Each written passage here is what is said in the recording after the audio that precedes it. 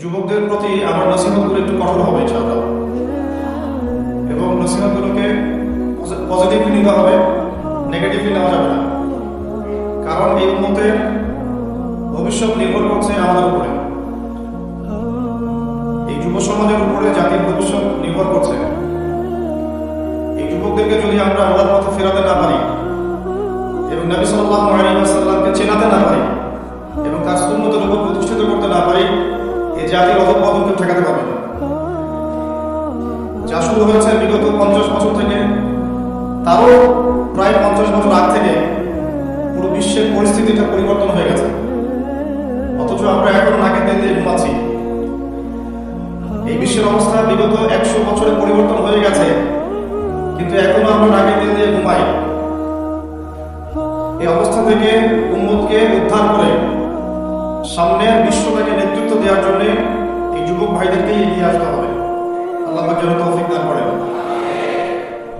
একটা সময় ছিল যখন এই পৃথিবীতে ফেসবুক, ইউটিউব ছিল না, তখনই আমরা বিশ্ব শাসন করেছি।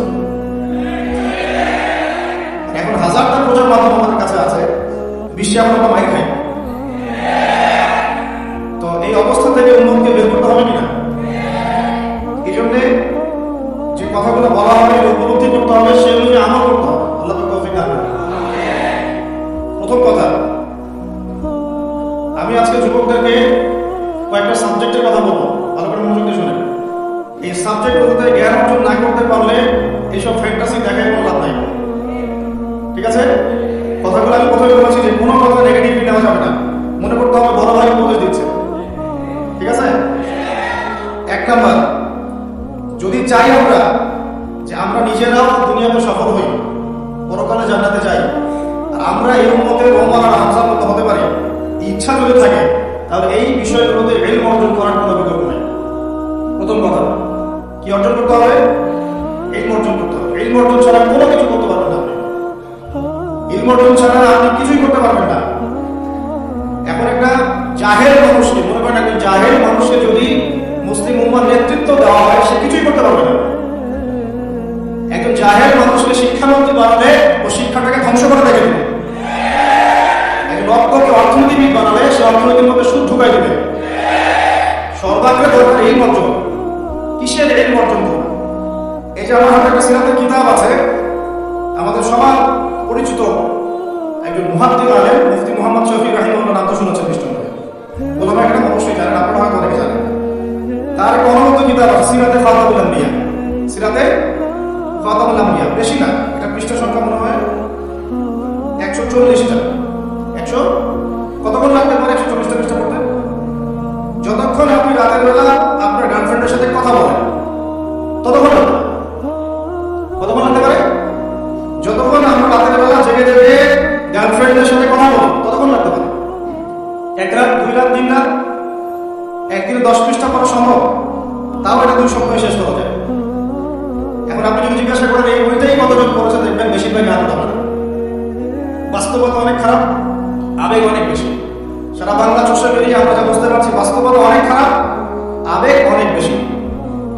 হাত তুলে বলেন আল কোরআনের জন্য কারা কারা জীবন দিতে চান, সবাই হাত ধরে।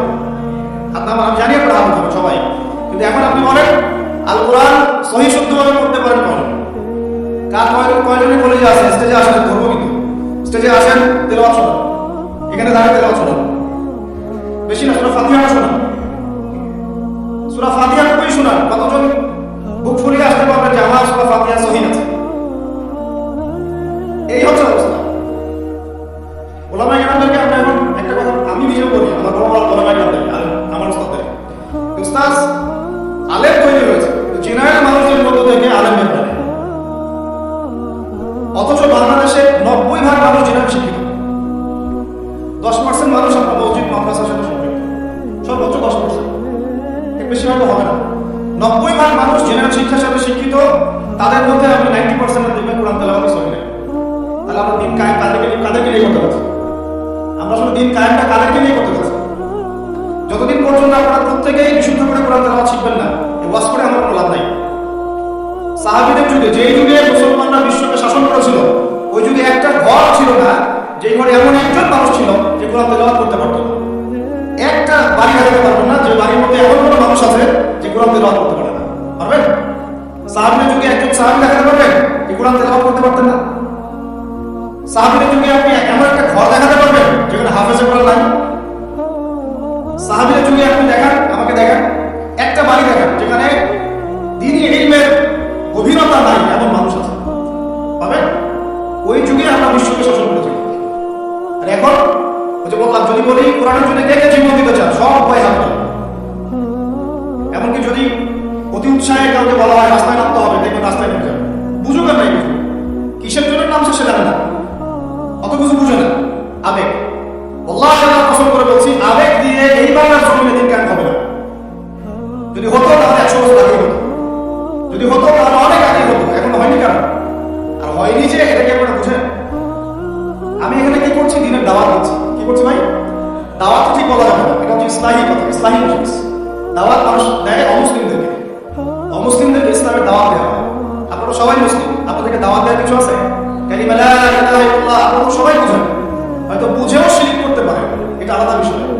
অনেকে কালিমা পড়ে ঠিকই কিন্তু শিরক করে, আকীদার মধ্যে শিরক থাকে, আমলে শিরক থাকে, কথায় শিরক থাকে, কিন্তু বেসিক্যালি আমরা তো সবাই মুসলিম পরিবার থেকে আসছি, বুঝি নাই?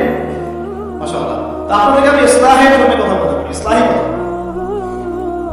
মূল কথা হচ্ছে আমি আপনাদেরকে ইসলাম সংশোধনের কথা বলছি। আমি এখানে দিন কায়েম করতে পারবো না, সেই অথরিটি, সেই সভরেনিটি আমার কাছে নাই।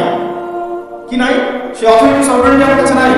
এই এলাকায় যদি কেউ মতপান করে, আপনি কি তাকে 40টা ব্যাপার করতে পারবেন? আপনি কেন, যিনি এখানকার দায়িত্বশীল তিনিও পারবেন না। পারবেন? খোলামেলা কথা বলতে পারবেন? একজন যদি চুরি করে, মসজিদে শীতকালে চলে বেড়ে যায় না, চুরি তো বেড়ে গেছে, আপনারা বুঝেন না? চুরি বেড়েছে সমাজে, চুরি বেড়েছে অর্থনীতিতে, চুরি বেড়েছে দায়িত্বে। মানুষ দায়িত্বে চুরি করে, অর্থনীতির মধ্যে চুরি করে, মানুষ আমানতের খেয়ানত করে। এটাই তো এই যুগ। প্রত্যেকটা জায়গায় খেয়ানত, প্রতিটা জায়গাতে খেয়ানত। প্রত্যেকে শুরু করবো। মনে করেন আমি গিয়েছি বাজারে, আপনি গিয়েছেন বাজারে, ওই যে বাজারে পণ্য কিনছেন, সবজি মাছ মাংস, ওর মধ্যে চুরি আছে। ওখানে পেস্টিসাইড মিশিয়েছে, প্রতারণা। মাপে কম দিচ্ছে, প্রতারণা। ফের দিয়ে দিচ্ছে, চুরি। এগুলো কি বলেন? সোজা কথা, এগুলো কি? চুরি, প্রতারণা।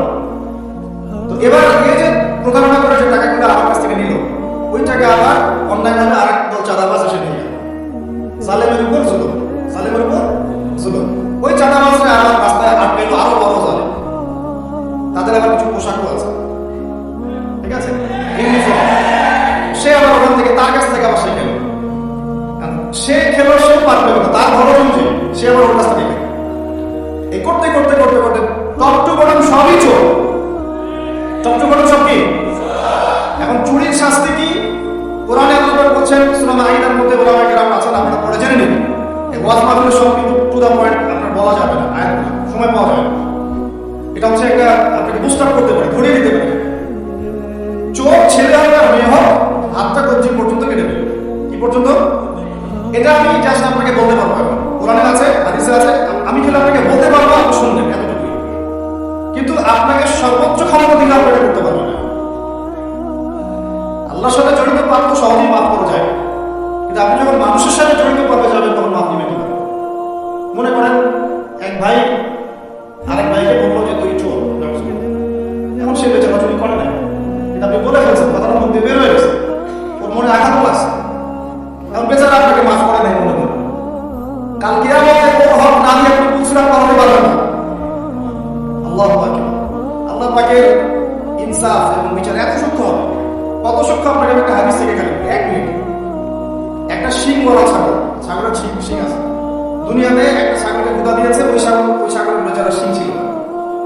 মানে একটা শিং বলা ছাগল, একটা শিংহীন ছাগলকে গুদা দিয়ে অন্যায় ভাবে আল্লাহ পাক কিয়ামতের দিন ওই শিংহীন ছাগলকে শিং দিয়ে বলবেন, গুদা দিয়ে প্রতিশোধ নিয়ে বদলা নিয়ে।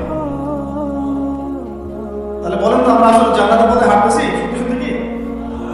নামাজ রোজা হজ জাকাত তো চলছে, ঠিক আছে বুঝলাম। তো মানুষের সাথে জড়িত হওয়া কিভাবে মিটাবে কিভাবে? এই যে একটা পণ্যের ভেজাল দিলেন, ওই যে কি বলেন ওটাকে, ফরমালিন। ফরমালিন। এই যে বিষয় ব্যবসা করলেন, এই যে কতগুলো মানুষ ক্ষতিগ্রস্ত হলো। ধরেন যে লাখ লাখ মানুষ খেয়েছে, বেচারা ওইটা সমস্যা নেই। আপনি কিভাবে পার পাবেন কেমন মাঠে? আমাকে বুঝান।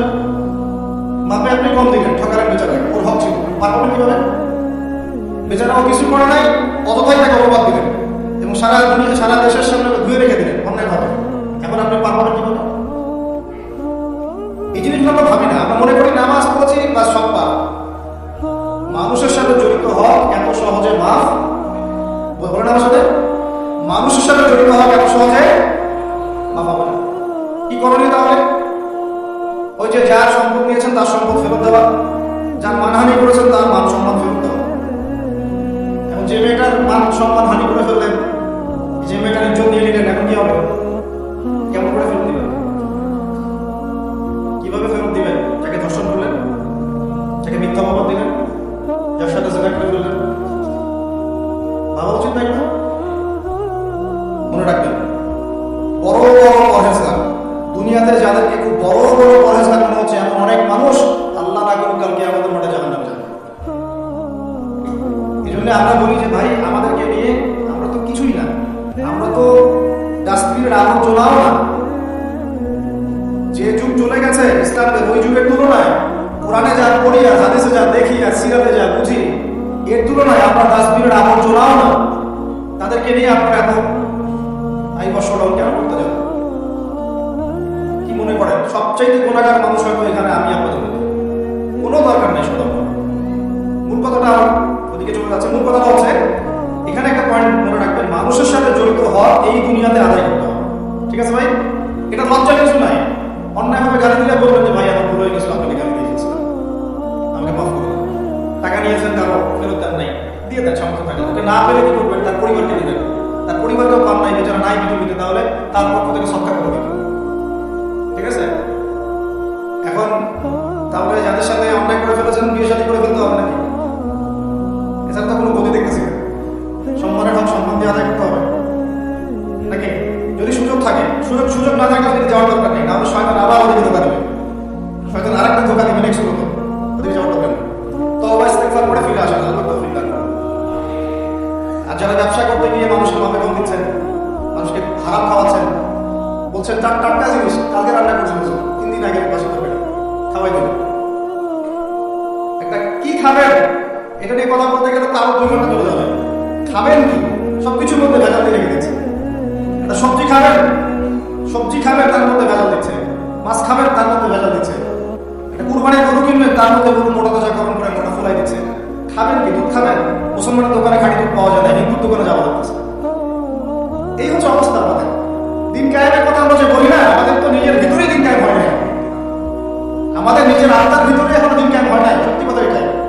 যাদের মধ্যে হচ্ছে কোটি কয়েক মানুষ, তাদের সংখ্যা নিতান্তই নগণ্য, নিতান্তই কম। আল্লাহ মানুষ যারা বাংলার মাটিতে আনাচে কানাচে আছে, তাদের সংখ্যা নিতান্তই কম। ম্যাক্সিমাম আমরা নিজের সারাদিন হাত দেহের উপরেই দিন কায়েম করতে পারি। আল্লাহ পাকে আমাদেরকে কথাগুলো বোঝার তৌফিক দান। তাহলে এই যে মুভমেন্টগুলো বাংলাদেশে চলছে, আস্তে আস্তে সব তো নিউট্রালাইজেশন হয়ে গেল। এটা একটু বোঝেন, আপনাদের একটু বোঝাই। এক সময় ছেলে মেয়েরা একসাথে রিক্সায় চড়লে লজ্জাবোধ করত, এখন কেউ লজ্জাবোধ করে না। এটা হচ্ছে নিউট্রাল। তারপরে একটা যুগ আসলো, প্রেমপত্র লেনদেন হতো। আমরা জানি না, আমাদের দাদা বাবারা জানে, জেনারেশন জানে। ওই জেনারেশনের সাহস ছিল না যে কোনো মেয়ের সাথে কফি শপে বসবে, রিক্সায় ঘুরবে, বাইকে যাবে। এখন তারপরে একটা জেনারেশন আসলো, এটা নিউট্রাল হয়ে গেল। তারপরে আরেকটা আসলো, এরা ওইসবে নাই, সরাসরি কাজ করতে চায়, সরাসরি অনলাইন করতে চায়, সরাসরি সেটা। এখন সেই যুগ চললো। তারপরে আবার পরকীয়াটা আসলো, সিরিয়াল দেখায় পরকীয়া, বাসায় স্বামী, বাইরে আরেকটা ছেলে, বাসায় স্ত্রী, বাইরে আরেকটা মেয়ে। এই যুগ চললো। আর যে কি আসবে আল্লাহ ভালো জানেন। এবং আমার মনে হয়, আল্লাহ মাফ করুক আমাদেরকে, আমার মনে হয় আমরা জোর করে আল্লাহর গজব টেনে নিয়ে আসতেছি। সুদের মধ্য দিয়ে, জেনার মধ্য দিয়ে, ব্যভিচারের মধ্য দিয়ে, অন্যের হক নষ্ট করার মধ্য দিয়ে, আল্লাহ রাব্বুল আলামিনের জমিন থেকে আল্লাহর আইনগুলো সব উঠাই দিয়ে আমরা আল্লাহ পাকের গজব জোর করে টেনে আনতেছি। যদি আসে, আল্লাহ না করুক, ভালো মন্দ কেউ পার পাবো না আমার ধারণা। কারণ সেই ভালোদের উপরে গজব আরো বেশি আসবে যারা হক চিনেও মানুষকে চেনায় নাই, যাদের কাছে কোরআন সুন্নাহর জ্ঞান ছিল, হক যারা চিনত কিন্তু মানুষকে সতর্ক করে নাই, ওদের উপরে আরো বেশি করে গজব আসবে। আল্লাহ পাক হেফাজত করুন। মূল কথাটাই চলে আসে আবার ফিরে, আমি আপনাদেরকে ইসলামের কথা বলছি, এখানে কায়েম নাই, কি নাই? এই যেটা বলছিলাম হাত কেটে ফেলা, সেটা করতে এখন পারবেন না। যদি কেউ ব্যভিচার করে, বিবাহিত মানুষ, শাস্তি কি অনেকে জানে না। রজম করতে হয়। কি করতে হয়? মাটিতে অর্ধেক কোমর পর্যন্ত পুঁতে ফেলে পাথর নিক্ষেপ করে হত্যা করবে এবং একদল মানুষ তা দেখবে। একদল মানুষ যে দেখবে শাস্তি অবলোকন করা, এটা ইসলাম কোরআনে নতুন করে নাযিল করে দেয়। প্রাচীন গ্রিক দর্শনগুলো করে দেখবেন, অ্যারিস্টটলের যুগ যেটা ছিল, ওই যুগেও শাস্তি সামাজিকভাবে দেওয়া হতো, সবাইকে দেখিয়ে দেওয়া হতো। এটা একটা ভালো ইম্প্যাক্ট করে। কেমন ইম্প্যাক্ট করে? যদি চোরের হাতটা কাটিয়ে সবাই দেখে 10 জন, ওই 10 জন জীবনে কাজ করতে যাবে। আল্লাহ পাক সেই বিধানটা রেখে দিয়েছে। আর প্রাচীন গ্রিকের যে দর্শন, এটা বিকৃত, কিন্তু ওই সভ্যতার মধ্যেও তো আল্লাহ নবী এসেছিলেন, আসলে এমন কোন সভ্যতা নাই যার মধ্যে আল্লাহ নবী পাঠান নাই। তাহলে এই হিন্দু ভাইরা নিঃসন্দেহে তাদের কাছেও কোনো না কোনো নবী আসছিল, তাদের শিক্ষা থেকে তারা হয়তো বের হয়ে গেছে। খ্রিস্টানরা, তাদের কাছে নবী আসে নাই, এসেছে। চাইনিজ সভ্যতায় ওখানেও হয়তো কোনো নবী এসেছে। আল্লাহ পাক বলছেন ওয়ালিকুল্লি কওমিন হাদ, প্রত্যেকটা কওমের মধ্যে আমি নবী পাঠিয়েছি। প্রত্যেক কওমে, তার মানে এই সভ্যতা যতদিন থেকে ঘুরছে পৃথিবী, আদম আলাইহিস সালামের পর থেকে প্রত্যেকটা স্থানে, কালে, পাত্রে আল্লাহ রাব্বুল আলামিন নবী পাঠিয়েছেন। তাদের মধ্যে কেউ ছিলেন নবী, কেউ ছিলেন রাসূল। এই তো, তার মানে সবার কিন্তু একটা মৌলিক শিক্ষা মিল থাকবে। এই জন্য মানুষের ফিতরতগত একটা মৌলিক শিক্ষা ভিতর থেকে চলে আসে যে আল্লাহ ছাড়া কোনো ইলাহ নাই। এটা কিন্তু সবাই বিশ্বাস করে একজন উপরওয়ালা আছে। দেখবেন সবাই বিশ্বাস করে, সব ধর্মের প্রতি বলে উপরওয়ালা একজন আছে। আপনি তার ক্ষতি করলে বলবে যে উপরওয়ালা দেখবে, আল্লাহ না বললেও বলবে কি উপরওয়ালা দেখবে। তো মূল কথাটা হচ্ছে যে এই যে শাস্তি দেওয়ার বিধান, এটা আল্লাহ পাক নতুন করে এখানে নাযিল করেন। প্রকাশ্য শাস্তির বিধানটা আগেও ছিল এই বিশ্বের মধ্যে, প্রাচীন গ্রিক রোমান সভ্যতার মধ্যে এটা ছিল। এখন যদি 100 জন মানুষ দেখে যে অমুক এক মেয়ের সাথে এই ছেলে, বিবাহিত ব্যক্তি, রেপ করা বা পরকীয়া সম্পর্ক করার কারণে এই শাস্তি দেওয়া হয়েছে, বাকিরা এই পাপে উৎসাহ পাবে না পাপ ছেড়ে দিবে? এটা বোঝার জন্য কিন্তু বেশি কমন সেন্সের দরকার আছে। এই বিধান যদি সবাই দেখে, তাহলে কি পাপ বাড়বে, হত্যাকাণ্ড বাড়বে না কমবে? এখন আমাকে বলেন, বর্তমান প্রচলিত যে বিষয়গুলো চলছে পুরো বিশ্বে, আমি বাংলাদেশ নিয়ে কথা বলি না, আমাদের চিন্তা বিশ্ব কি নিয়ে? আল্লাহ পাকের, আমার এটা কি ভৈরব না? আল্লাহ পাকের ভৈরবের কোনো পর্ব নাই, আল্লাহ পাকের ঢাকার কোনো পর্ব নাই, আল্লাহ পাকের বাংলাদেশের কোনো পর্ব নাই, আল্লাহ পাকের পাকিস্তানের কোনো পর্ব নাই। আল্লাহ রাব্বুল আলামিনের কোন দেশের মানুষের উপর আল্লাহ পাকের কোনো পর্ব নাই। আল্লাহ সুবহানাহু ওয়া তাআলা চাইলে ইসলাম ইয়েমেনে কায়েম করতে পারেন, সিরিয়াতে করতে পারেন, অস্ট্রেলিয়ায় করতে পারেন, ওই আমেরিকায় করতে পারেন, রাশিয়াও করতে পারেন। কার হাতে ক্ষমতা? আল্লাহ পাকের কোনো পরোয়া নেই আমাদের। আমরা যদি আমাদের কাজ ঠিকঠাক মতো করি, আমরা সফল হব। যদি না করি, আমাদের লস, আল্লাহ রাব্বুল আলামিনের লস বলতে কিছু নেই, আছে? আল্লাহ পাকে কিছু যায় আসে না, আমরা জাস্ট একটা সুযোগ পেয়েছি। আমরা যদি সুযোগ নষ্ট করি, এটা আমাদের ব্যর্থতা। আল্লাহ পাকে কোনো কিছু যায় আসে না। আপনি চেষ্টা করেন বা না করেন। একজন আলেম আমাকে বলছিলেন, ওনার কাছে দার্স নিচ্ছিলাম, উনি বলছিলেন যে এই যে রাস্তার মধ্যে আমরা যখন হাঁটি, একটা পোকা পড়ে আছে, মানে ফল পড়ে আছে, ফলের মধ্যে পোকা ধরে গেছে, বাজার করতে গিয়েছে, একটা ফল দেখছে পোকা পড়ে গেছে। এমনকি আমরা ওয়াশরুমে যাই, ওয়াশরুম যদি মাইক্রোস্কোপ দিয়ে দেখেন ব্যাকটেরিয়া আছে না, নাই আছে না? ওরা পর্যন্ত আল্লাহ তাসবিহ পাঠ করে, সুবহানাল্লাহ। আল্লাহ পাক তো আমার নামাজের মুখাপেক্ষী না, আল্লাহ পাক তো আপনার নামাজের মুখাপেক্ষী না। আপনি করছেন না, আপনি হবে না। আসমান জমিনে সবাই আল্লাহ তাসবিহ পাঠ করছে।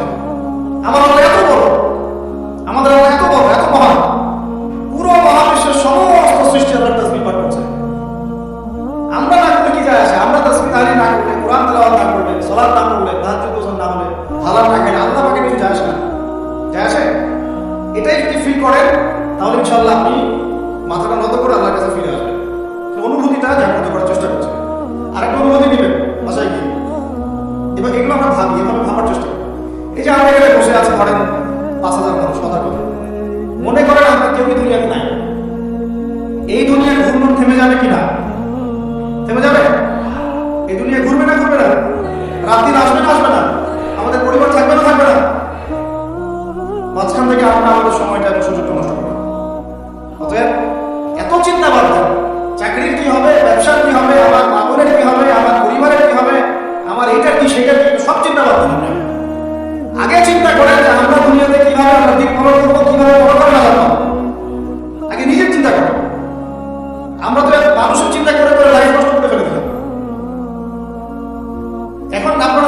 দিচ্ছেন না দিনে। কেন শিক্ষা দিচ্ছেন না? কারণ আপনারা চিন্তা করেন যে একটা সার্টিফিকেট দরকার চাকরি পেতে। এই ফ্লোতে যেতে যেতে আপনার 20 বছর 25 বছর চলে যাবে, পরে আফসোস করবেন। ওই সার্টিফিকেট আপনি কার জন্য চান? নিজের জন্য, একটা ভালো মেয়েকে বিয়ে করতে চান, হালাল খাইতে চান, এই তো আপনার সন্তানদের ভবিষ্যৎ চান। এটাই তো আমাদের গোল নাকি? আল্লাহ পাক এগুলো করতে নিষেধ করেন না, কিন্তু দিনের শিক্ষায় মানুষ বাদ দিয়ে নয়। আমরা এখন এই দুনিয়ার পিছনে ছুটতে ছুটতে আল্লাহকে ভুলে যাই, রাসূলকে ভুলে যাই, নামাজকে ভুলে যাই, কোরআনকে ভুলে যাই। এটাই সবচেয়ে সমস্যা আমাদের, এইটাই সবচেয়ে বড় সমস্যা।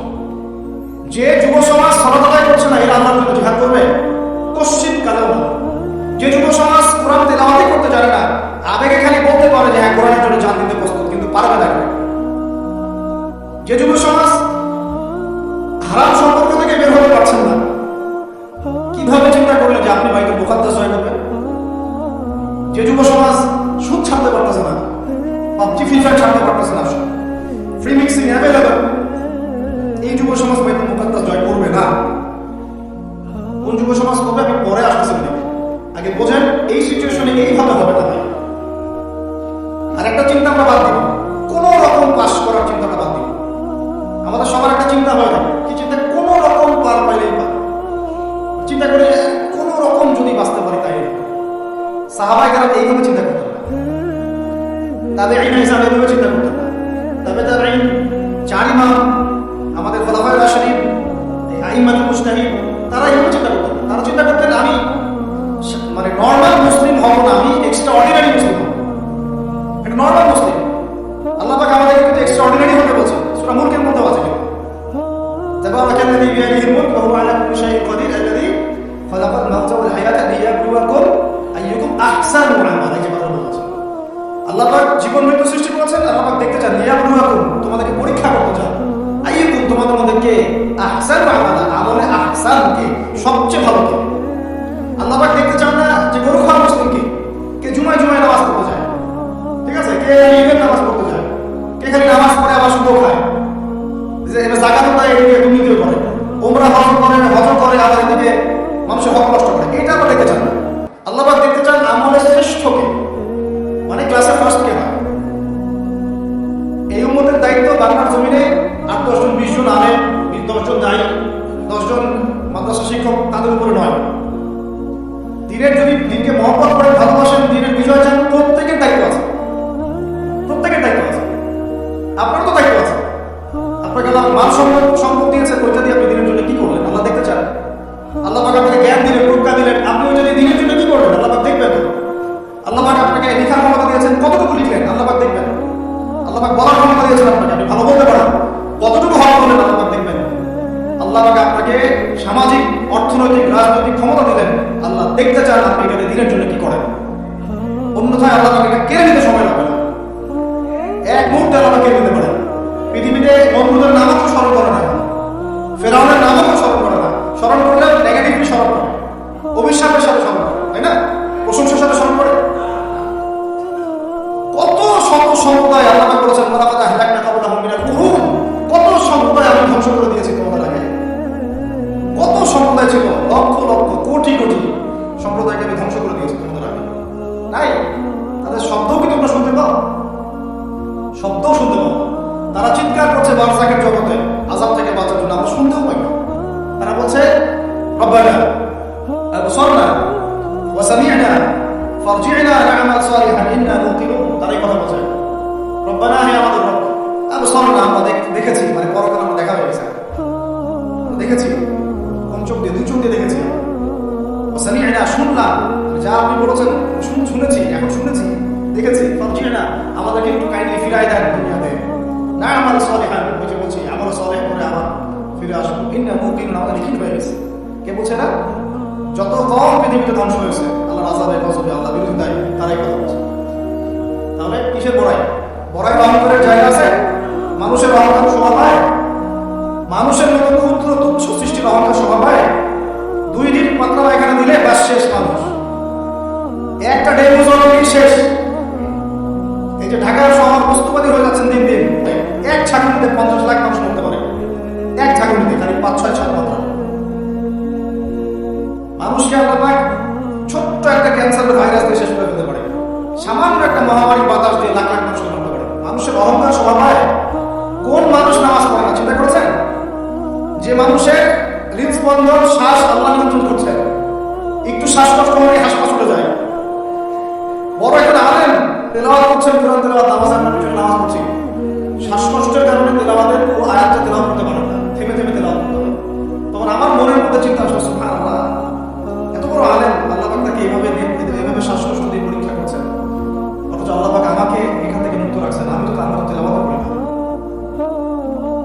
কত মানুষ পঙ্গু হয়ে পড়ে আছে, ওই অবস্থা আল্লাহর ইবাদত করতেছে। কত মানুষের চোখ নাই, হাফেজ কোরআন হয়ে বসে আছে, মুফতি হয়ে বসে আছে না? এই নিয়ামতের কথা স্মরণ করেন, আল্লাহ পাকের নিয়ামতগুলো স্মরণ করেন, বোঝার চেষ্টা করেন। আল্লাহ পাক সূরা দুহায় এটাই বলছেন, দুহার শেষে আল্লাহ পাক এটা বলছেন, এলাম ইয়াজিদকা ইয়াতীমান ফাআওয়া, তোমাকে আমি এতিম অবস্থায় পাই নাই, আশ্রয় কি দেইনি? ওয়াজাদাকা দাল্লান ফাহাদা ওয়াজাদাকা আইলান ফাআগনা ফাআম্মা আল-ইয়াতীমা ফালা তাকহার ওয়া আম্মা আস-সাইলা ফালা তানহার ওয়া আম্মা বিনি'মাতি রাব্বিকা ফাহাদ্দিস। তুমি আল্লাহ পাকের যে নিয়ামতগুলো আল্লাহ দিয়েছেন এগুলো মানুষকে বর্ণনা করতে থাকো, বলতে থাকো, খালি উপলব্ধি করেন যে আল্লাহ পাকের কত নিয়ামত আপনি আছেন, বাস আর কিছু লাগবে না। আর আপনি আমি না থাকলে দুনিয়া থেমে থাকবো না, সব যোগ্য। তাহলে কিসের জন্য, কাদের জন্য আমরা এই হায়াত এবং সময়, বুদ্ধি, এনার্জি, যৌবন নষ্ট করছি ভাই? আমাকে বলেন, কাদের জন্য করছেন? যে আল্লাহ হাতে আপনার প্রাণ, একটু পেশার আপনার করলেই শেষ, একটু শ্বাসকষ্ট হলেই শেষ, একটু মহামারী মাস শেষ, সেই মানুষ নামাজ পড়ে না, সেই মানুষ জাকাত দেয় না, সেই মানুষ বলছে যে পর্দা এই যুগে চলে না, ওই যুগে চলতো, সেই মানুষ মুসলমানদেরকে বলছে এরা এখন মৌলবাদী হয়ে যাচ্ছে, সেই মানুষের সারাদিন কাজ প্রোপাগান্ডা হচ্ছে ইসলামের বিরুদ্ধাচরণ করা, প্রিন্ট মিডিয়া দিয়ে, ইলেকট্রনিক মিডিয়া দিয়ে ইত্যাদি। কোন মানুষের? যে মানুষের এতটুকু ক্ষমতা নাই যে নিজে আগামীকালের খবর নেবে, নিজে আগামীকালের খবর নেবে, এইটুকু ক্ষমতা যে মানুষের নাই, সেই মানুষ আছে এই কাজগুলো করেছে। আল্লাহ পাক আমাদের সঙ্গে কথা বলে বোঝার তৌফিক দান। আল্লাহ পাক সর্বপ্রথম আমাকে জানা হচ্ছে আমল করার তৌফিক দান করেন, যা বলে তার উপর আমল করার তৌফিক দান করেন, এবং আমাদের সবাইকে শোনা অনুযায়ী আমল করার তৌফিক দান। আমি বলছিলাম কায়েম আর দাওয়া এক জিনিস নয়। আমি দাওয়া দিচ্ছি, ইসলামের কথা বলছি, দাওয়াতের ক্ষেত্রে এই বিষয়গুলো খেয়াল রাখবেন। কেন একটা সমাজের মধ্যে সুদের প্রসার বাড়বে? কেন বাড়বে? কেন একটা সমাজের মধ্যে, মুসলিম সমাজে খ্রিস্টান মিশনারিরা অবাধে কাজ করবে এবং দলে দলে মানুষকে খ্রিস্টান বানাবে? কেন? আর কেন মুসলমানদের ইমান এত দুর্বল হবে যে তারা এইভাবে সামান্য একটা চাকরি বা ক্ষমতার টাকার জন্য, বাড়ির জন্য ইমান বিক্রি করে দিবে? দেশের, বিশ্বের খবর রাখার চেষ্টা করে, আনাচে কানাচে ছড়িয়ে যাচ্ছে। আগে ছিল যে বিক্রয়নের কথা বলছিলাম না, আগে ছিল যে মানুষ হারাম খাইতে দ্বিধাবোধ করতো, যে মানুষ জেনে ফেললে কি বলবে, চিঠি করবে। এখন ঘরে ঘরে সুদ, ঘরে ঘরে। ওয়াল্লাহি আমরা সবাই এখন মায়ের সাথে জেনা করি। নবী সাল্লাল্লাহু আলাইহি ওয়াসাল্লাম বলেছেন সুদের পাপের 70 শাখা, তার সবচেয়ে নিচের শাখা মায়ের সাথে জেনা করা। আপনি করেন না, আপনার ওয়াইফ দেখেন সমিতিতে টাকা দিচ্ছে, সুদের টাকা। একজন স্ত্রী স্বামী খোঁজার সময় চিন্তা করে দেখে কে টাকা পয়সার দিক থেকে বেশি স্বাবলম্বী, সে হারাম খাক তাকে হালাল খাক, পরোয়া করতে চায় না। এখন অনেক গার্ডিয়ান, পিতা মাতা দেখতে চায় না বাচ্চাটা আমার চাকরি করবে কোথায়, হালালে না হারামে, পরোয়া করতে চায় না, করলেই ওকে নাকি প্রতিষ্ঠিত হতে হবে।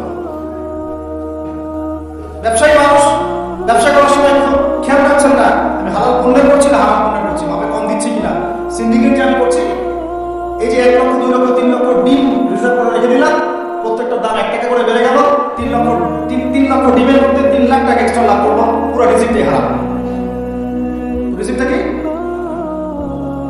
মানুষ এগুলো ভাবেও না এখন, যে রিজিকও একটা ব্যাপার, যে আমার হালাল রিজিক ছাড়া এবারও কবুল হবে না, দোয়াও কবুল হবে না, বরং হারাম রিজিক নিয়ে সে বছর বছর হজমটা করতেছে। আর আবু বকর সিদ্দিক রাদিয়াল্লাহু আনহুর সামনে খাবার আসলো, তিনি তাড়াহুড়ার মধ্যে ছিলেন, খাবারটা খেয়ে ফেললেন। এরপর মনে হলো যে খাবারটা খেলাম, জিজ্ঞাসা করা দরকার ছিল খাবারটা কোথেকে আসলো। বৃত্তকে ডেকে বলছেন খাবার কোথেকে নিয়ে আসলো। সেই বৃত্ত বলছে যে আমি জাহেলি যুগে গণকের কাজ করতাম। কিসের কাজ? ওই যে হাত থেকে টাকা নেয়, টিয়া পাখি দিয়ে ভাগ্য পরীক্ষা করে, আংটি টাঙ্কি বিক্রি করে, আছে না? ওখানে যা গেলে সে গেলে কি লা ইলাহা ইল্লাল্লাহ কেটে গেল, আবার আপনার মুসলমান হতে হবে। এত সহজ না। আল্লাহ পাক তার নবীকে ওয়াদা করেছেন, একদম ওয়াদা, তোমার উম্মতের যে কোনো ব্যক্তি আসমান জমিন সমান পাপ নিয়েও যদি আমার সামনে দাঁড়ায়, সাত আকাশের সমান পাপ, জমিনের সমান পাপ আমার সামনে দাঁড়িয়েছে কিয়ামতের মাঠে, তো বেচারার আল্লাহ তাআলা কোনো শিরকের পাপ নাই, সে পাপ নাই, আমি আল্লাহ তার সামনে আসমান জমিন সমান ক্ষমা নিয়ে হাজির হব। ওইটা কেটে গেল কোথায়? খালি গিয়ে বললেন যে দেখেন তো আমার হাতটা একটু দেখে দেন তো, কয়টা মেয়ে আছে আমার লাইফে, কয়টা মেয়ে হবে। ও আমার এই পাশে ডাক করে দেখে দেখে বলে যে দুইটা, ঠিক আছে, কিন্তু সারা জীবনে আপনি দুটো বিয়ে করতে পারবেন, করার দরকার না, করার দরকার নাই, একটা নিয়ে থাকে কেন দরকার নাই। সবাই সবকিছু করতে পারবে না, সবাই সবকিছু করতে পারবে না, বিধান সবার জন্য প্রযোজ্য হয় না। যার ক্ষমতা, যার সামর্থ্য আছে, যে ব্যালেন্স করতে পারে তার ব্যাপারটা ঠিক, সবাই সবকিছু পারবে, শিরক কেটে গেলেই হবে। এরকম অনেক কাজ আছে। আপনি বলছেন যে মায়ের কসম, কিসের কসম? শিরক হয়ে গেল। কসম কার নামে করতে হবে? আল্লাহর কসম। কসম যদি করতেই হয় কার নামে করতে হবে? বললাম যে ভাই কেমন আছে, আপনি বলছেন যে আপনার দোয়াতেই ভালো আছে, আপনার দোয়াতেই ভালো আছে। আগে কি বলতে হবে? আলহামদুলিল্লাহ, আল্লাহর রহমতে অতঃপর আপনাদের দোয়ায় ভালো আছে। কথা কথা শিখতে হবে। বললেন যে আগামীকাল আমি এটা করবই, আগামীকাল আমি এটা করবই, গ্যারান্টি দিতে পারবেন? বলে ফেললেন যে এই সময়গুলো এখন ভালো না, সময়টা ভালো না, এটা যুগকে আপনি গালি দিলেন, এটাও নিষেধ, এটাও নিষেধ। অনেকে অনেক সময় শিরকি নামও পর্যন্ত লাগে। একজনের নাম শুনেছিলাম শাহিন শাহ, কি নাম? আচ্ছা, এরকম নামে কেউ আছেন নাকি? আচ্ছা, বাদ দেন। এর অর্থ হচ্ছে রাজাধিরাজ, রাজার সবচেয়ে বড় রাজা, মানে সবচেয়ে বড় রাজা। কে সবচেয়ে বড় বাচ্চা? সূক্ষ্ম সূক্ষ্ম অনেক শিরক আছে, বড় বড় শিরক আপনারা চিনেন। এদিকে বলছে ইহদিনাস সিরাতাল মুস্তাকিম, সরি, ইয়াকা না'বুদু ওয়া ইয়াকা নাস্তাঈন, হে আল্লাহ শুধু আপনারই ইবাদত করি, আপনার কাছে সাহায্য চাই। বের হয়েই কবরে গিয়ে সিজদা করেন। ওখানে মৃত মানুষের কাছে সাহায্য চাচ্ছে। সিজদা কার জন্য? সিজদা কি আল্লাহ ছাড়া অন্য কাউকে করা যাবে? সাহাবীরা কি আপনার নবীকে সিজদা করছিলেন? তাহলে আপনারা, আমরা, আপনারা কত বড় মানুষ হয়ে গেছে? আমরা কি তাদের চেয়ে বড় হয়ে গেছে? এভাবে মানুষ করছে। তারপরে সবাই কুরবানি কার জন্য করতে হয়? মানুষ তো অনেক সময় দেখা যায় যে জীবিত মানুষ মৃত মানুষের জন্য কুরবানি করছে। এখন গ্রামে গ্রামে ছড়িয়ে পড়ছে কবিরাজ, তান্ত্রিক, কবিরাজ, আর না এগুলো যে করবে সেও মুশরিক, যে ওখানে গিয়ে ধর্ণা দেয় সেও মুশরিক। হ্যাঁ, যে করবে সে তো মুশরিক হয়ে গেছে। আর যে গিয়ে ধর্ণা দিচ্ছে যে আপনি আমাকে এগুলো থেকে বাঁচান, এবং সে জিনের সাহায্য নিয়ে বিভিন্নভাবে কাজগুলো করে দিচ্ছে, সমস্যা, ইমান কাটা কেটে গেল। কি করতে পারবে? কোরআন এবং হাদিস থেকে চিকিৎসা করতে পারবে, কোরআন সুন্নাহ থেকে চিকিৎসা করতে পারবে।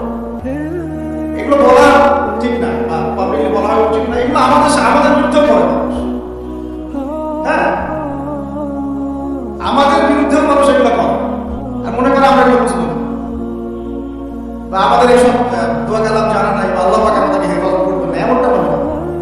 আরে সমস্ত কাফেরকে যদি এক পাল্লা রাখা হয়, আল্লাহ পাকের সূরা ফাতিহাকে এক পাল্লা রাখা হয়, কেউ পারবে না? অযথাই সব পরিশ্রম করবে। বরং কোরআন সুন্নাহ দিয়ে আল্লাহর কাছে এমন চিকিৎসা নেওয়া যায়, যেই চিকিৎসা কত অতিক্রম করতে পারবেই না, বরং করতে গেলে নিজে ধ্বংস হয়ে যাবে। কোরআনের উপর যেতে পারবে? এগুলো দিন দিন বাড়তেছে।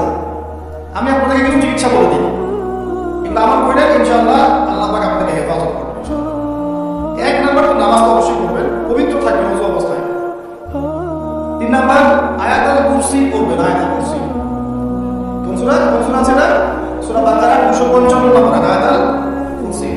আর পড়বেন সূরা বাকারার শেষের 3 আয়াত, সূরা বাকারার শেষের 3 আয়াত। এর আগে সূরা ফাতিহা আছে, তারপরে পড়বেন সূরা ফালাক, নাস, ইখলাস, কাফিরুন। সূরা ফালাক, নাস, ইখলাস, কাফিরুন। পড়বেন সূরা জিনের প্রথম 10 আয়াত। কোন সূরা? সূরা জিনের প্রথম 10 আয়াত। পারলে পুরো সূরা ইয়াসিন, সূরা ইয়াসিন। তারপর সূরা সাফফাত এর প্রথম 10 আয়াত, এর সাথে সূরা কাহফের প্রথম 10 আয়াত। তারপরে সূরা তাহা, সূরা ইউনূস আর সূরা আরাফ। এই 3টা সূরায় জাদু, বান, টোনার এগুলোর বিরুদ্ধে কিছু আয়াত আছে, যেমন قالوا يا موسى إما أن تلقي وإما أن نكون أول من ألقى قال بل ألقوا فإذا حبالهم وعصيهم يخيل إليه من سحرهم أنها تسعى فأوجس في نفسه خيفة موسى قلنا لا تخف إنك أنت الأعلى وألق ما يمينك تلقف ما صنعوا إنما صنعوا كيد ساحر ولا يفلح الساحر حيث أتى মানে এগুলো অর্থ জানলে আপনারা বুঝবেন এগুলো পড়লে এগুলো একদম লোহার তরবারি দিয়ে যেমন আঘাত করা হয় এভাবে আঘাত করা হয় সবচেয়ে ইনশাআল্লাহ কেউ যদি এগুলোতে আসক্ত থাকেন এটা শিরক এটা কি উমর রাদিয়াল্লাহু আনহু যুগে তিনি ফরমান জারি করেছিলেন কেউ যদি জাদুবিদ্যার চর্চা করে তাকে হত্যা করবে একদম বর্তার নামে কত করে দেবে এটা ইসলামিক লস ইসলামিক তো বললাম ইসলামিক লস কায়েম করা এখন আমাদের পক্ষে সম্ভব এখন সম্ভব না যা ইচ্ছা করতে পারে এখন বিশ্বের মুসলমানদের রক্তের হোলি খেলায় মেতেছে যেখানে মুসলমান সেখানেই নির্যাতন আরব কান্ট্রিগুলোর মধ্যে আফ্রিকার কান্ট্রিগুলো যে কোনো জায়গাতে থাকা দেখবেন খালি মুসলমানদের উপর নির্যাতন এর জন্য শুধু ওরা দায়ী নয় এর জন্য আমরাও দায়ী কেন নির্যাতন আসবে না কেন আপনার গজব আসবে না কারণ নবী সাল্লাল্লাহু আলাইহি ওয়াসাল্লাম বলেই গিয়েছিলেন সে জামানায় কাফের মুশরিকরা তোমাদেরকে এমন ভাবে আঁকড়ে ধরবে ঘিরে ধরবে যেন দস্তরখানায় সবাই খাবার খেতে বসেছে আমরা সবাই দস্তরখানায় খাবার খেতে বসে জাম করে বসি একসাথে ওই যুগে বলছিলেন ইয়া রাসূলুল্লাহ সাল্লাল্লাহু আলাইহি ওয়াসাল্লাম আমরা কি ওই সময় সংখ্যায় কম হব অবাক হয়েছিলেন তারা কারণ ওই সময় তো ইসলামের বিজয়ের যুগ আমাদের এইরকম অবস্থা হবে যেখানে আমরা 313 মিলে 1000 বদরে ঠেকাই দিই 700 মিলে ওদের 3000 ঠেকাই দিই মোতাব যুদ্ধে আমরা কত 3000 নিয়ে 2 লাখ ঠেকাই দিই ওই মুসলমানদের এই অবস্থা হবে সাহাবী বলছেন অবাক হবে তখন নবীজি বলছেন হ্যাঁ তোমাদের অবস্থা এরকম হবে তোমরা সংখ্যায় হবা সমুদ্রের ফেনার মতো সমুদ্রে দেখতে পাচ্ছেন এখন খালি নাম তো বাস্তব মুসলিম বাড়তে গেছে সমুদ্রের ফেনার মতো কিন্তু দুইটা জিনিস তোমাদেরকে পেয়ে বসবে এই দুইটার কারণে এক নম্বর হচ্ছে তোমাদের মধ্যে দুনিয়ার মহব্বত তোমাদেরকে পেয়ে বসবে আর একটা ওয়াহান তোমাদেরকে ধরে ফেলবে সাহাবী ওয়াহান কি নবীজি বলেন তোমরা আল্লাহর পথে জীবন দিতে চাইবে এই ভয় আল্লাহর পথে জীবন দেওয়ার ভয় তোমাদেরকে পেয়ে বসবে এই দুইটা যখন তোমাদেরকে পেয়ে বসবে তখন এই কাফের মুশরিক মুনাফিক যারা আছে সবাই মিলে তোমাদেরকে একটা কসুর কাটা করবে হয়নি এখন এটা শুধু এই যুগে না প্রত্যেক যুগে যখনই মুসলমানদের উপরে এই দুটা এসেছে তখনই মুসলমানরা আক্রমণ শিকার হয়েছে কখনো তাতারিদের হাতে চেঙ্গিস খানের বংশধর মনে আছে মঙ্গলরা ওরা এসে মুসলমানদেরকে এক করে কিনে ফেলে দিয়েছে কতদিন 40 দিনের মধ্যে বাগদাদে ওরা মনে হয় প্রায় 10 থেকে 15 লক্ষ মানুষের হত্যা করেছে ওই তাতারিদের মুসলমানদেরকে আব্বাসীয় সময় এরকম হিস্ট্রি অনেক আছে তারপরে যখন এই ফাতেমি সাম্রাজ্য চলছিল তখন ক্রুসেডাররা এসে মুসলমানদের হত্যা করেছে তারপরে আবার করেছে চেঙ্গিদের সময় আইয়ুবীদের সময় এমনকি মোগল সাম্রাজ্য এর আগে যখন দুনিয়া পৃথিবীর ওয়াহান ঢুকে গিয়েছিল তখন দেখা গেছে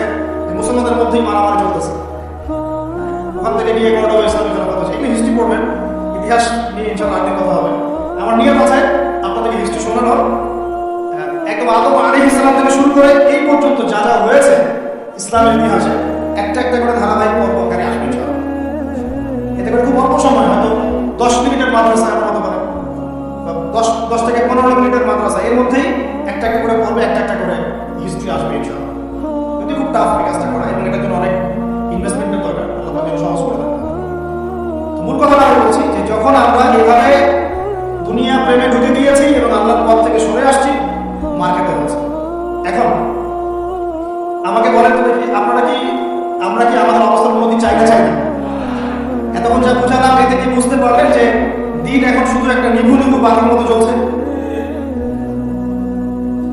গুটি কয়েক মানুষের মধ্যে হক সীমাবদ্ধ হয়ে যাচ্ছে প্রবলেমগুলোকে আপনারা ফাইন্ড আউট করতে পারেন প্রবলেমগুলো দেখেন সারা বিশ্বে ইসলামিক কোনো খেলাফত আছে ইসলামের ঐক্য আছে একজন আমিরুল মুমিনিন আছে একটা জামাআত আছে একটা ইমাম আছে আমাদের কি অর্থনৈতিক শক্তি আছে ভিত্তিটা নাই পুরো বিশ্বের রাজনৈতিক ক্ষমতাকে আমরা নিয়ন্ত্রণ করি না পুরো বিশ্বের মিডিয়া কি আমাদের এমনকি যেগুলোতে রেকর্ড করছেন যে ফোন আপনার হাতে সেটাও তাদের এটাও তাদের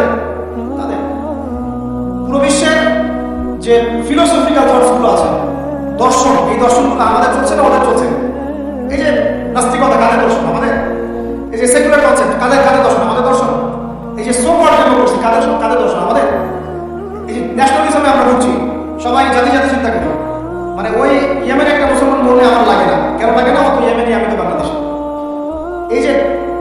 বিভাজন আমরা করেছি ন্যাশনালিজমের মাধ্যমে, এতে করে ইউনিটিটা নষ্ট হয়ে গেছে। গোত্রে গোত্রে মানুষ থাকতে পারে, কিন্তু সবার মধ্যে একটা হৃদ্যতার বন্ধ থাকতে হবে। এইটা ইসলাম দিয়েছে। আনসার মুহাজির দুটো আলাদা শব্দ না, দুটো আলাদা বৈশিষ্ট্য, কিন্তু তারা কি আলাদা ছিলেন? একদম নিজের মায়ের পরে ভাই ছিল, তাই না? এটা ইসলাম। আর আমাদের ভিতরে আনসার এক গ্রুপ, মুহাজির আরেক গ্রুপ। আনসারকে মানে আমার কি, আমি তো মুহাজির, মুহাজিরকে মানে আমার কি, আমি তো আনসার। এই কনসেপ্টটা হচ্ছে এইটা ন্যাশনালিজম কনসেপ্ট চলছে। দিয়ে দিল ফরাসি বিপ্লবের পর থেকে 1789 সালের পর থেকে 1789 থেকে শুরু করে 1914 পর্যন্ত এই সময়টাতে তারা বিশ্বটা দখল করেছে। কত সময়? 1789 থেকে 1914, এই যে সময়টুকু, এর মধ্যেই তারা বিশ্বটা দখল করেছে। আবার নতুন কোন কোন জায়গায় দখল করেছে? প্রথমে পলিটিক্স, প্রথম জায়গাটা কি? পলিটিক্স। তারপরে সামরিক শক্তি, ওদের মানে এক্সট্রাঅর্ডিনারি সামরিক শক্তি তারা বিশ্বকে দেখিয়েছে। আপনি যত কথা বলেন একদম পারমানেন্ট বোম রেখে দিব, তাক করে আর বেটা দুটো কথা বলবেন, এরকম একটা অবস্থা। বিশেষ করে ব্যাপারটা এরকম, পুরো জাতি নিয়ে আপনি একটা ঐক্যবদ্ধ শক্তি করতে চান, একটা মিসাইল, পারমানেন্ট মিসাইল এরকম রেখে দেবেন, এই বাড়াবাড়ি করো না বেশি, একদম দিব লঞ্চ করে, ব্যাস আপনি চুপ, একদম চুপ। কারণ ওইটা প্রতিহত করার তো আমার কাছে ওই ইয়া নাই, ক্ষেপণাস্ত্র প্রতিরক্ষা সিস্টেম তো নাই। এখন আমি যদি বলি, আমার কথা কি মনে খারাপ করবে? আমি যদি বলি যে বিগত 50 বছরে আমাদের তো স্বাধীনতা কত বলেন? 71, এখন কত? 23, কত বছর বলেন? আমরা কি একটাও ক্ষেপণাস্ত্র তৈরি করতে পারলাম না? এই বিশ্বে এই ধরনের প্রযুক্তি ছাড়া কি থাকতে পারে? এটা কি ঢাল তলোয়ারের যুগ? যে ওরা এটা বানাবে, আমরা ঢাল তলোয়ার নিয়ে বসে থাকবো? কি করলাম আমরা বলেন? আপনারা তো রাগ করেন, কথা বলেন, রাগ না করে একটু ভালো করে মন দিয়ে শুনেন, মন দিয়ে চিন্তা করেন না কি করলাম আমরা এতদিনে। আমাদের 50টা ক্ষেপণাস্ত্র থাকার কথা ছিল, আমাদের 50টা পারমাণবিক অস্ত্র থাকার কথা ছিল। কিসের ভিত্তিতে আমরা লড়াই করবো? কিসের ভিত্তিতে আমরা লড়াই করবো? মিয়ানমার যদি আমাদের কাছে চাপ দেওয়া শুরু করে, আমরা কিসের ভিত্তিতে লড়াই করবো? কি নিয়ে লড়াই করবো? এমনকি পুরো মুসলিম বিশ্বের বড় বড় পরাশক্তিগুলোর সাথে আমাদের সম্পর্ক কতটুকু ভালো? আমরা বিগত 50 বছরে কি করতে পারি না, ব্যর্থতার ইতিহাস রচনা করতে হবে। কি বলতেছেন আপনি? কি বলতে চান? এটা রচনা করা যাবে একটা ইতিহাস।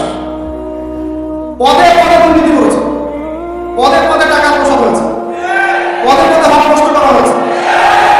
এগুলো সব আমাদের সম্পদ ছিল, জনগণের ছিল। আমি কোনো পলিটিক্যাল পার্টি করি না, কখনো করিও না, আমার করার কোনো শখ নেই। কিন্তু একজন আম জনগণ হিসেবে, সাধারণ জনগণ হিসেবে এই কথাগুলো বলছে।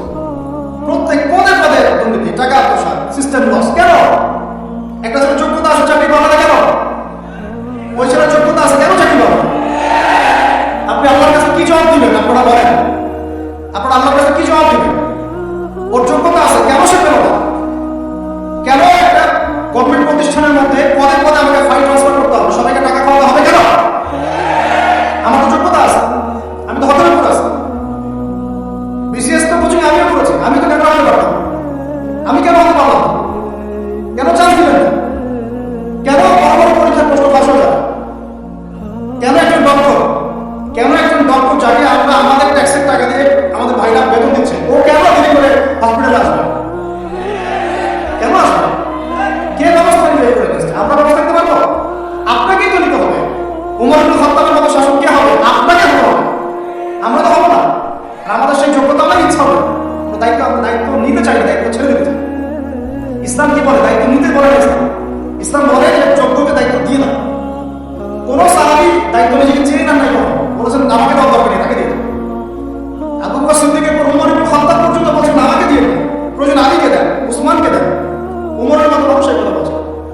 আর আমরা কি করি? ভাই আমার চরিত্র সবচেয়ে ভালো, আমারে দেন, আমারে। খালি কিয়ামতটা হয়ে যায়, আল্লাহ পাক দাঁড় করাবেন সবগুলোকে সিরিয়ালে, দেখা যাবে কে কি জব দিতে পারে, দায়িত্ব কতটুকু বুঝে যেতে পারে, এটা দেখা। কেন এটা হবে? আমার কথা রাগ করেন না প্লিজ। এখন আমাদের 50টা পারমাণবিক অস্ত্র থাকার কথা ছিল, অ্যাটলিস্ট না থাকুক 5টা থাকার কথা ছিল। আর ভাই এগুলো আমাদেরও তো অনেক দোষ। সব কিছু আমরা মানুষের উপর চাপাই দিয়ে বসে থাকি।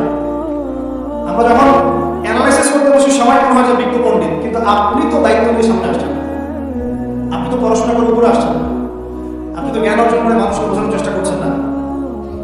আমরা তো আমরা দায়িত্ব পালন করছি কি? আল্লাহ পাক আমাদের সবাইকে বিচক্ষণ হওয়ার তৌফিক দান করুন। কয়টা সায়েন্টিস্ট তৈরি হচ্ছে আমাদের? বলেন, কয়টা সায়েন্টিস্ট তৈরি হচ্ছে আমাদের জাতির মধ্যে? নাস্তিক তো ভরি ভরি তৈরি হচ্ছে। কয়টা সায়েন্টিস্ট তৈরি হয়েছে আমাদের ইউনিভার্সিটিগুলোর মধ্যে? কয়জন অর্থনীতিবিদ তৈরি হয়েছে ইউনিভার্সিটিগুলোর মধ্যে? আমি তো পড়ছি ইউনিভার্সিটি, ছেলে মেয়ে একসাথে বসে গান গল্প করে, চিনা বাদাম খায়, কোনো সময় সারা মেয়ে সারা ছাত্রের প্রেম হয়ে যায়। আমি বলছি না কিছুই হয় না, পড়াশোনা তো হয়, সিস্টেম অনেক সুন্দর, টাকা পয়সা সরকারি অনেক খাচ্ছেন আপনারা, কিন্তু এখন কথা হচ্ছে গভর্নমেন্টের যে এত টাকা পয়সা খাচ্ছেন, রেজাল্ট টাকা দিচ্ছেন, কি জাতীয় উপহার দিচ্ছেন আপনারা, কোন প্রজন্ম উপহার দিচ্ছেন? এগুলো কি গভর্নমেন্ট টাকা আপনারা কি মনে করেন? এই ট্যাক্সের টাকাকে কি মনে করেন? এগুলো মানুষের আমার রক্ত ঘাম করা পয়সা।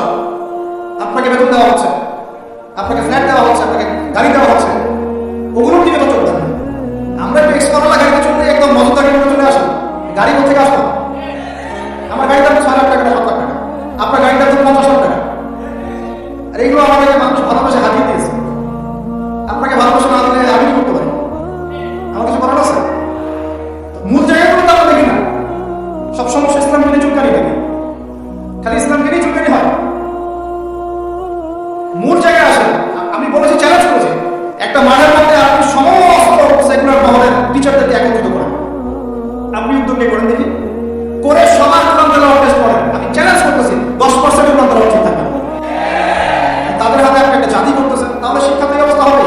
ব্যাংক লাভ আপনাকে শিখাবে আর কি শিখাবে? ইসলাম এবং জেনারেল শিক্ষা, ইসলামী শিক্ষা, এটাকে সমন্বয় করাটা এখন সময় দাবি হয়ে গেছে।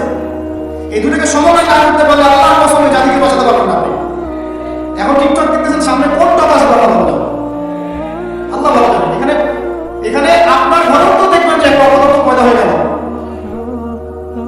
কত এরকম ছেলে তার বাবা মাকে বৃদ্ধাশ্রমে পাঠিয়ে দিল, সন্তানের হাতে না খুন হলো। এই তো কয়দিন আগে 1 কোটি সন্তান খুন হয়েছিল এক সন্তানের হাতে, মনে নাই আপনাদের? তাহলে আমরাই তো আমাদের ঘরে সাপ তৈরি করতেছি। ভাববেন না যে এগুলোর ফলে শুধু সমাজে একটা প্রভাব বিস্তার হবে, আমার ঘরে কিছু হবে না, কখনো না। আমিও এফেক্টেড হবো, আমার ঘরেও আসবে। এখন আল্লাহ রাব্বুল আলামিনের কাছে গেলে দোয়া করতে পারি আমরা, আল্লাহ যেন আমাদেরকে এমন যোগ্য ব্যক্তি উপহার দেন। আল্লাহ যে হোক, সে X Y Z whoever is, আমরা কোনো দলের মানুষ না, কোনো political person, X Y Z যে হবে না, আমাদের সৎ যোগ্য ইমানদার মানুষ, সৎ যোগ্য ইমানদার মানুষ যারা, তাদের এই ক্ষমতাটাকে, এই প্রতিভাটাকে দিনের জন্য কাজে লাগাবে। এরকম মানুষ চান না আমরা? দোয়া করতে হয়, আল্লাহ যেন কবুল করে দেন। আমি আর আমাদেরকেও হতে হবে আনুগত্যশীল, এবং আমরা শান্তিপূর্ণ কোনো পরিবেশের মধ্যে বিদ্রোহ করতে যাব, কারণ এগুলো করলে রাষ্ট্রের ক্ষতি হয়, উপকার কি হয়? ক্ষতি বেশি। আমরা দোয়া করবো, চেষ্টা চালাবো, আল্লাহ রাব্বুল আলামিনের কাছে মুজাহাদা চালিয়ে যাবো, এবং আমরা গঠনমূলক সমালোচনার মধ্য দিয়ে আমরা তাদের কাজের পজিটিভ নেগেটিভ বিষয়গুলো উপস্থাপন করতে। এরপর যদি তারা দাওয়াত কবুল না করে, তাদের কবর তাদের, আপনার আমার কবর আমার, দিনকম, ব্যাস, এটা আমাদের দায়িত্ব। এখন আমার কথাটা আমি গুছিয়ে নিব, কনক্লুশনের দিকে একটু আমার দিকে মনোযোগ দেন। আর শেষে গিয়ে আমি আপনাকে 5টা প্রশ্ন করবো। কয়টা ভাই? সেরা 5 জন, যে 5 জন আনসার দিতে পারবেন তাদের জন্য আমি হাতে নিয়ে আসছি 5টা বই, আমি আমার পক্ষ থেকে উপহার করছি। ঠিক আছে? এই যে লেকচারটা দিয়েছি এর উপরেই 5টা প্রশ্ন হবে। দেখো কে কতটুকু লেকচার শুনেছে। কনক্লুশনটা এখন শুনুন। পুরো বিশ্বের প্রেক্ষাপটটা এখন আমাদের অনুকূলে না। আমার সাথে বলেন তো, কি বললাম? পুরো বিশ্বের প্রেক্ষাপটটা আমাদের অনুকূলে না।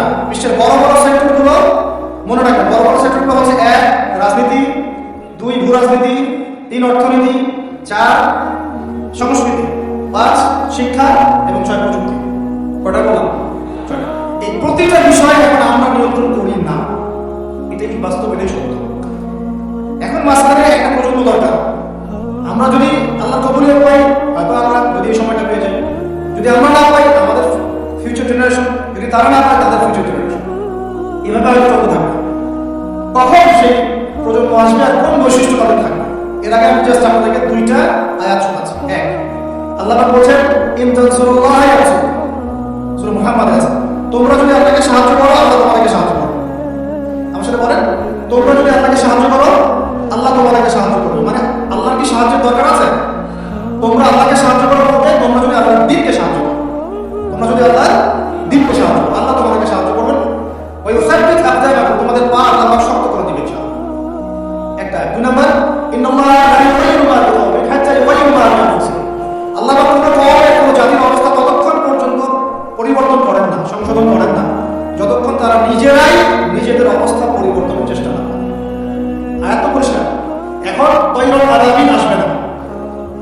নিক্ষেপ করবে না, এটা সেই যুগ না।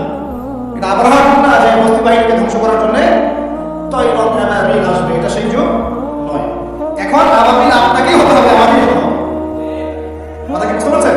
এটা নিজেদের তাকদীর, নিজেদের ভাগ্য, নিজেদের মানে ভবিষ্যৎ আল্লাহর উপর তাওয়াক্কুল করে তার হুকুম মেনে আমাদেরই করতে হবে। কোন কোন বৈশিষ্ট্য লাগবে একটু খালি বলে শেষ করে দিই। এক, এমন প্রজন্ম চাই যেই প্রজন্ম পাঁচ ওয়াক্ত নামাজ পড়ে। রাজি আছে কিনা ইনশাআল্লাহ? জোরে বলেন, আল্লাহ সাক্ষী থাকবে না। এমন প্রজন্ম চাই যেই প্রজন্মের প্রত্যেকটা মুসলিম পরিবারের 100% নামাজি মাস। এটা না হওয়া পর্যন্ত বড় বড় বয়ান করা কোনো হবে। এক, ঠিক আছে ভাই? রাজি আছেন ইনশাআল্লাহ? আজকের পর থেকে নামাজ ছাড়বো। আল্লাহ পাক আমাদেরকে নামাজ সত্য করে ধরার তৌফিক দান করুন। নামাজটা ভালো করে শিখে নেবেন, ধীর স্থিরভাবে পড়বেন, আর আল্লাহ করবেন। ঠিক আছে? 3G 4G না, শান্তভাবে করবেন। দুই, আমরা এমন প্রজন্ম চাই যে প্রজন্মের 100% মুসলমান কোরআন তেলাওয়াত করতে পারে। রাজি আছি কি ইনশাআল্লাহ? আগামী বছর ওয়াজ করতে আসার আগেই আপনাদের সবার কোরআন তেলাওয়াত সহি চাই ইনশাআল্লাহ। রাজি আছেন ইনশাআল্লাহ? আল্লাহকে কথা দেন, রাজি আছেন? অবশ্যই অবশ্যই কোরআন তেলাওয়াত শিখতেই হবে। যেমনি পারেন, যেভাবে পারেন, যত টাকা যার কাছে যেতে হয় হোক, যত দূরে সফর করতে হয় হোক, আপনার দায়িত্ব না, আমার দায়িত্ব, হুজুরের দায়িত্ব, এটা আপনার দায়িত্ব। আপনি কিভাবে শিখবেন আপনার ফিকির। 3 নাম্বার, আমরা এমন প্রজন্ম চাই যে প্রজন্ম ভিতরে বাহিরে সুন্নতের অনুসারী।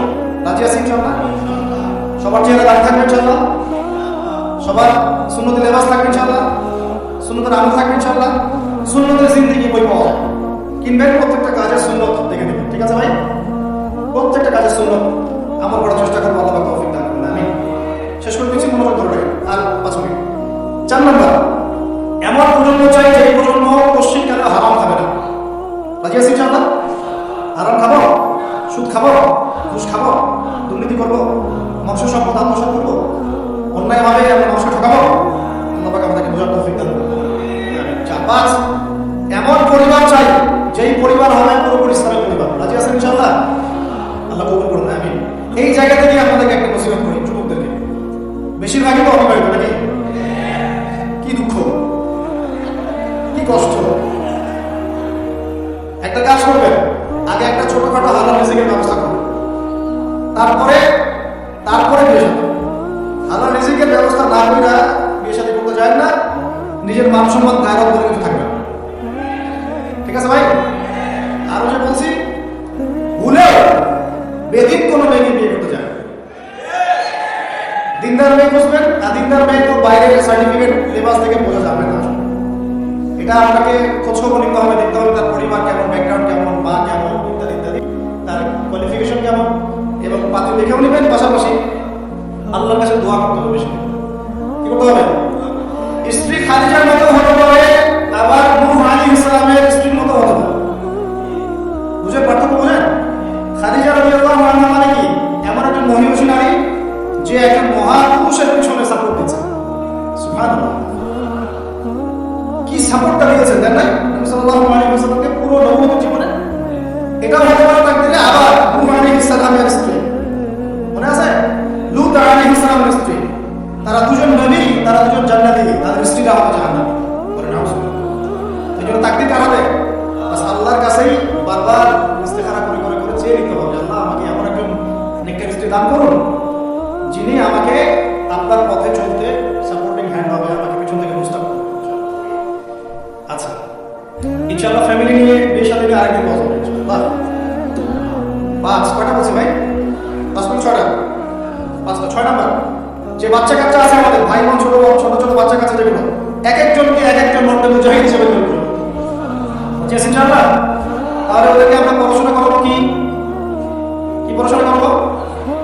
হ্যাঁ, কি পড়াবে? হামটি টামটি নাকি জ্যাকেন জিলমেন্ট টুইঙ্কেল টুইঙ্কেল কি পড়াবে? কচি মাথাটাকে তো সময় নষ্ট করে ফেলেছে। 7 নাম্বার হচ্ছে, আল্লাহ পাক আমাদেরকে প্রতিভা দিয়েছেন না সবাইকে। কেউ লিখতে পারে, কেউ বলতে পারে, কেউ ব্যবসা ভালো হচ্ছে, কেউ ইন্টারনেট সেকশন ভালো হচ্ছে, এরকম আছে না? আল্লাহ পাক আপনাকে যা দিয়েছেন ওইটাকেই দিনের জন্য কাজে লাগবে। রাজি আছেন? 8 নাম্বার, আমাদের প্রত্যেক পরিবারের মা বোনদেরকে খাস করতে রাখতে হবে। নাস্তিকরা কি মনে করো, সেকুলাররা কি মনে করো, ইউনিভার্সিটি টিচার কি মনে করো, লেখা খুলতে বলতে পারে কি মনে করো, আপনি ওই জগৎ ছেড়ে দিয়ে বাসায় চলে আসে, দরকার নেই, দরকার নেই পড়াশোনা। আমি আমার মেয়েকে মাদ্রাসায় পড়াবো, দরকার নেই আমার, ঠিক আছে? প্রয়োজনে নিজে প্রতিষ্ঠান করে আপনার সন্তানকে পড়াবেন। আপনার সামর্থ্য আছে, নিজে প্রতিষ্ঠান করেন, করে সন্তানকে পড়াশোনা করেন। আগে কি প্রতিষ্ঠান ছিল নাকি? যে যুগটা সোনালী যুগ, ওই যুগে কোনো শিক্ষা প্রতিষ্ঠানই ছিল না। মানুষ ওস্তাদের কাছে ম্যান টু ম্যান করতো, একজনের কাছে কোরআন, একজনের কাছে হাদিস, একজনের কাছে রাসূল, একজনের কাছে আরবি, এভাবে করতো। ওরা মানুষ আগে। তো এখন পরিবেশ করে তো ফিকির করবো, যদি না পারি আমার সন্তানকে আমি ইসলামিক লাইনে পড়াবো। সামর্থ্য থাকলে নতুন নতুন প্রতিষ্ঠান গুরুত্ব করছে। আল্লাহ তৌফিক দান। কয়টা বললাম? আটটা, আটটা, নয়টা, আটটা। 9 নাম্বার হচ্ছে আমরা সবাই মিলে সৎ কাজে আদেশ করবো, অসৎ কাজে নিষেধ করবো। একজনের দায়িত্ব না। আচ্ছা, এই উপর দায়িত্ব আমার উপরে, এই উপর দায়িত্ব আব্দুল মালিক সাহেবের উপরে, এই উপর দায়িত্ব কি আল্লাহ ইসমাইল সাহেবের উপরে? কার উপর দায়িত্ব বলেন? সবার দায়িত্ব আছে না? সবাই মিলে এই আমর বিল মারুফ এবং নাহি আনিল মুনকারের কাজ করবেন ইনশাআল্লাহ। আল্লাহর রাস্তায় সময় দেবেন, দাওয়াতে মেহনত করবেন, তাবলীগে মেহনত করবেন ইনশাআল্লাহ। আল্লাহ কবুল করুন, আমিন। আর 10 নম্বর হচ্ছে আমরা উম্মতের মধ্যে কোনো বিভক্তি সৃষ্টি করব না। উম্মতের মধ্যে কোনো বিভক্তি সৃষ্টি করব না। এমনিতেই 73 দলে না, 73,000 দলে আমরা বিভক্ত হয়ে গেছি। আর ভাই আল্লাহর রাস্তায় বাড়াইতে যান না, ইস্যু পাগল হবেন না, মূল জায়গায় থাকবেন। উলামায়ে কেরামের সহবতে থাকবেন, উলামায়ে কেরামের সাথে সম্পর্ক থাকবে। কমপক্ষে একজন ওস্তাদ আলেম সাহেবকে ধরে থাকবেন, অন্তত একজন, অন্তত একজন। আর যদি অনেক থাকে তাহলে আলহামদুলিল্লাহ। উম্মার মধ্যে বিভক্তি সৃষ্টি করবেন না, ফাটল পালাবেন না, ঐক্যবদ্ধ করতে পারেন না পারেন, বিভক্তি উস্কে দেবেন। বরং যার যার মধ্যে ভালো যতটুকু আছে নিয়ে নেবেন, খারাপটা আপনি ছেড়ে দেবেন। সবাই সব কাজ করবে না। আপনার আমার বড় বড় লেভেলে সমালোচনা করার যোগ্যতা হয় না, আপনি চুপ থাকবেন। তারা তাদের কথা কি করছে না করছে এটা আপনার দেখতে হবে। সবাইকেই স্ট্যাটাস দিতে হবে, সবাইকেই লিখতে হবে না, সবাইকেই বলতে হবে। যারা বিজ্ঞ বরেণ্য এই বিষয়ে যাদের জ্ঞান আছে তারা বুঝবে উন্নয়ন করলে কিভাবে আগাতে হবে। আল্লাহ পাক আমাদের সবাইকে এইরকম জেনারেল করে দিন, এরকম ইমান আদান করেন, আমি মুমিন দান করেন। আল্লাহ পাক আমাদের সবার মধ্যে যে ভুল বোঝাবুঝি দূর করে দেন। আমরা দোয়া করবো আল্লাহ পাক আমাদের প্রত্যেক রাজনৈতিক নেতা, প্রশাসনের ব্যক্তিবর্গ, অর্থনৈতিক নেতা, সাধারণ মানুষ, নারী, শিশু, আবাদ যারা আছে সবাইকে আল্লাহ পাক হেদায়েত দান করেন, সবাইকে আল্লাহ কবুল করেন, সবাইকে আল্লাহ পাক ইসলাম বোঝার তৌফিক দান করেন, সবাই মিলে একটা ঐক্যবদ্ধ শক্তিশালী জাতি গঠনের তৌফিক দান করেন। তারপরে আল্লাহ পাক আমাদের সবার মধ্যে দিনই এটা ধরনের তামান্না দান করেন, সবাইকে আল্লাহ পাক শেখার তৌফিক দান করেন, হাদিসের উপর আমল করার তৌফিক দান করেন, সুন্নতি জীবন করার তৌফিক দান করেন। সবাইকে আল্লাহ পাক যেন নেককার স্ত্রী দান করেন, যাদের সামর্থ্য আল্লাহ পাক 2-3টা দান করেন, আরো দান করেন। আল্লাহ যথেষ্ট করে দেন, আমাদের সন্তানদেরকে মানুষ করার তৌফিক দান করেন।